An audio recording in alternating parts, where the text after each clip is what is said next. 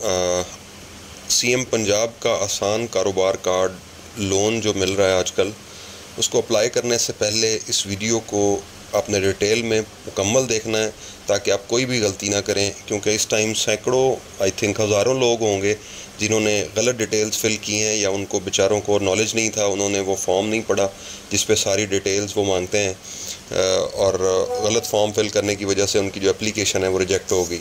वो एप्लीकेशन जो है वो प्रोसेस नहीं हो रही उनसे, उस पर कोई ना कोई ऑब्जेक्शन लग के आ जाता है। तो सबसे पहली जो चीज़ है वो आपने क्लियर रखनी है, वो आपका CNIC है, आपका शनाख्ती कार्ड। जब तक आप अपने शनाख्ती कार्ड की डिटेल्स सही वैलिड पुट नहीं करेंगे और जब तक आपकी बायोमेट्रिक नादरा में अपडेटेड नहीं होगी, तब तक आपकी नादरा की डिटेल्स वो वेरीफाई नहीं कर सकेंगे, तो ऑटोमेटिकली उस पर ऑब्जेक्शन आ जाएगा। तो सबसे पहले आपने अपनी नादरा की जो डिटेल्स हैं उनको वेरीफाई करना। आपकी डेट ऑफ बर्थ बिल्कुल करेक्ट एग्जैक्टली लिखनी है आपने। जो मंथ है वो मंथ सेलेक्ट करना है, उसमें तरतीब होती है ना 05/12/2024। तो इसका मतलब है 05 डेट है, 12 जो है वो ID कार्ड नंबर, वो सॉरी मंथ है, दिसंबर का महीना है, और आखिर पे साल आता है। तो इसको आपने जहन में रखना है। इसी तरह से सारी डेट्स आपने पुट करनी है।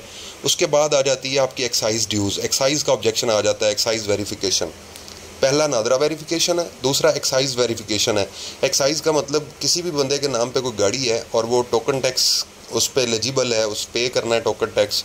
इस साल का टोकन टैक्स 2024-25 का पे नहीं किया उसने, तो उसने वो पे करना ही करना है टोकन टैक्स। अदरवाइज़ ये आपने एप्लीकेशन से पहले कर लेना है ताकि बाद में कोई मसला ना हो वेरिफिकेशन में। तो जब वो एक्साइज से वेरिफिकेशन करते हैं, उन्हें पता चलता है जी बंदे ने टोकन पे नहीं किया हुआ, तो ऑटोमेटिकली उसके टोकन शॉर्ट्स होते हैं। एक्साइज को कहता है जी बंदा डिफ़ॉल्टर है, उसकी वेरिफिकेशन फेल हो जाती है। तो और भी कोई ड्यूज़ हैं आपने कोई ज़मीन के या इस तरह से डिफरेंट एक्साइज के ड्यूज़ होते हैं जो बंदे ने पे करने होते हैं। वो डिफरेंट जिसने पे करने हैं उसको आइडिया होगा कि वो ज़मीन का या इस तरह कोई लायबिलिटीज़ हैं उसके अगेंस्ट। तीसरी और मोस्ट इम्पॉर्टेंट डिटेल जो है, ये चारों मोस्ट इम्पॉर्टेंट है। तीसरी जो डिटेल है वो सिम डिटेल्स हैं। इसमें दो चीज़ें आपने माइंड में रखनी है। पहले भी मैं वीडियो रिकॉर्ड कर चुका हूँ डिटेल में, इसमें मैं सिर्फ पॉइंट्स बता रहा हूँ। मेन सिम डिटेल में पहली चीज़ आपके CNIC पे सिम रजिस्टर होगी, ये क्लियर है। किसी और के नाम पे रजिस्टर हुई तो आपको PMD का वो वेरिफिकेशन फेलियर आ जाएगा कि PMD वेरिफिकेशन नहीं हुई, मतलब आपकी जो सिम है वो आपके पर्सनल नाम पे नहीं है।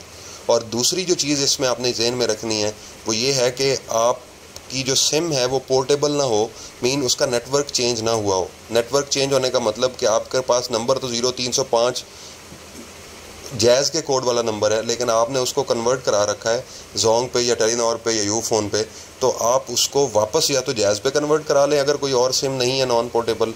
अदरवाइज़ आप दूसरा नंबर यूज़ करें जो आपके नाम पे रजिस्टर है और जो पोर्टेबल भी नहीं है। तो ये तीसरी चीज़ है जो मोस्ट इम्पॉर्टेंट है, इसके लिए बहुत ज़रूरी है। तो OTP रिसीव होने से पहले पहले आपने ये काम कर लेना है अगर आपको इशू आता है। अच्छा, समटाइम्स इसमें ये इशू आता है कि आप नंबर अपडेट करते हैं अपने एप्लीकेशन के प्रोसीजर में ही, लेकिन वो सेव भी कर लेते हैं, लेकिन जब आप एंड पे फॉर्म पे पहुंचते हैं ना, लास्ट स्टेप के अंदर असेसमेंट भी कर चुके हैं आप, सारा कुछ कर चुके होते हैं, साइकोमेट्रिक असेसमेंट से गुजर गए हैं, तो वो नंबर एंड पे फॉर्म के एंड पे नंबर शो होता है कि इस पे OTP आएगा, वो नंबर अपडेट नहीं होता। तो उसको अपडेट करने का तरीकाकार ये है कि आपने जब नंबर अपडेट करके फॉर्म सेव कर लिया है तो उस फॉर्म को सेव करने के बाद आपने लॉग आउट कर देना है एप्लीकेशन से।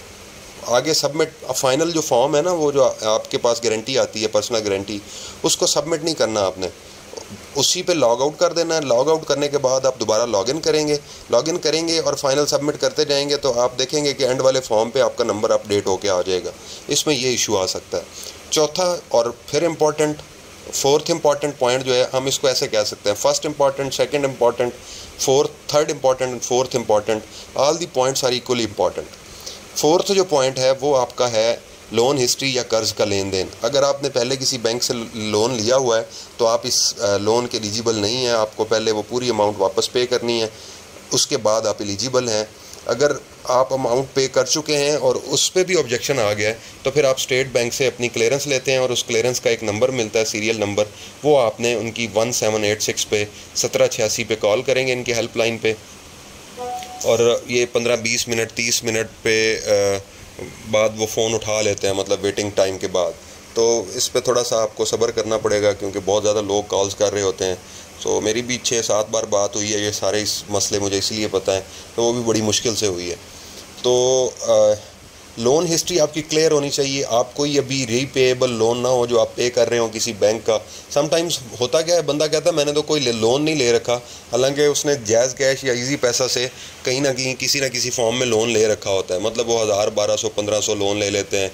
कोई इजी लोड करना था तो आपने लोन ले लिया उनसे, जो जैज़ कैश और इजी पैसा में लेते हैं, तो वो भी आपका लोन काउंट होता है, क्योंकि वो भी माइक्रो फाइनेंस बैंक्स हैं।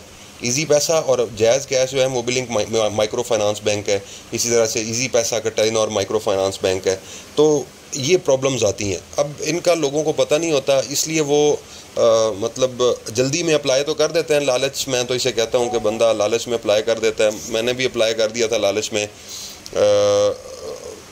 मतलब ये ज़ाहिर है चीज़ें चलती हैं, तो उसमें फिर मसाइल होते हैं। तो बेहतर ये है कि आप पहले ये वीडियो देख ली आपने, अगर ये बात सुन रहे हैं तो इसका मतलब आपने पूरी वीडियो देखी है। इन चारों पॉइंट्स पे कोई भी चीज़ मिस नहीं करनी। मैं दोबारा रिपीट करता हूँ, पहला आपका आईडी कार्ड है, दूसरे आपके एक्साइज वेरिफिकेशन के मसले हैं, तीसरा आपका सिम डिटेल्स हैं, और चौथी आपकी लोन हिस्ट्री है। नादरा की डिटेल्स जब तक सही नहीं होंगी आपका लोन कभी भी नहीं होगा सक्सेसफुल। एक्साइज ड्यूज़ क्लियर नहीं होंगे तब भी नहीं होगा। सिम डिटेल्स अगर एक्यूरेट ना हुई, मीन सिम आपके नाम पे नहीं है, तब भी नहीं होना। और अगर आपके नाम पे है और पोर्टेबल है, नेटवर्क चेंज हुआ है, तब भी नहीं होना। ये क्लियर बात है। चौथी जो चीज़ है वो लोन हिस्ट्री है। आपने आज से 3 साल पहले लोन लिया था और रीपे कर चुके हैं, लेकिन अभी तक उसका स्टेटस चेंज नहीं हो रहा, तो उसका रूल यही है कि स्टेट बैंक की हेल्पलाइन पे फ़ोन करें और उनसे कहें कि जी मेरा ये इशू था, मैंने फ़लाँ बैंक से लोन लिया था। पहले उस बैंक से कॉल करके ले लें। अगर वो आपको वो CMD या इस तरह का एक डॉक्यूमेंट होता है वो दे देते हैं। वो डॉक्यूमेंट जब आपको मिल जाएगा तो उस डॉक्यूमेंट का सीरियल नंबर आपने देना है 1786 पे कॉल करके।